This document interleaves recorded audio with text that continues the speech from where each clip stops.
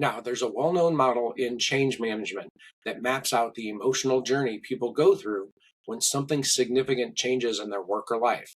It's called the change curve, and it was adapted from work done by a psychiatrist named Elizabeth Kubler-Ross. You might know her from her work on the stages of grief. Yeah, that's the same general pattern that emotional stages that people move through when they lose someone. So it applies here in a smaller way to significant changes at work. Now, I'm going to be upfront about something because I think honesty matters here.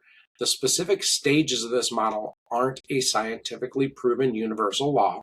People don't all move through them in the same order and at the same pace, or even through all of them, as we learn through the stages of grief. But as a general map of what people often experience during change, it's incredibly useful because it normalizes the emotional journey. So, what does that journey typically look like? It usually starts with some version of shock or denial. This is really happening, or this won't change what I do. When an organization announces a Copilot rollout, this is where a lot of people start. They hear the announcement, they nod along, and then go back to their desks and keep working exactly the way they always have. Not because they're being difficult, but because their brain is processing the news and defaulting to the familiar. Then comes frustration, maybe some pushback. Why do we have to change what's already working? Or just quiet grumbling. This phase is uncomfortable for everyone, but it's actually a good sign. It means people are engaging with the reality of the change rather than just ignoring it. And then comes what I think of as the most important part of the whole curve, the dip. This is the low point. It's when people are trying to use the new tool, but they're not good at it yet.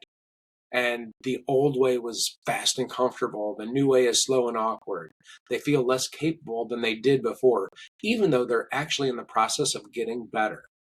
This is where most AI adoption efforts fall apart. People hit the dip, decide they're not worth it, and quietly go back to the way things were.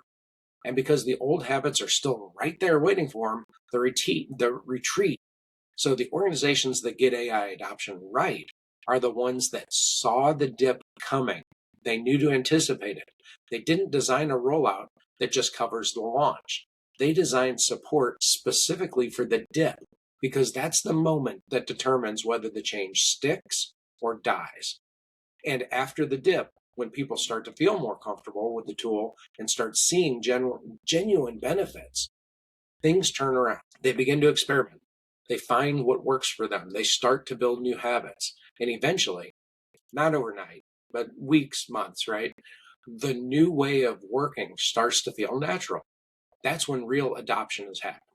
Not when someone logged in on launch day, when the tool is just part of how they work.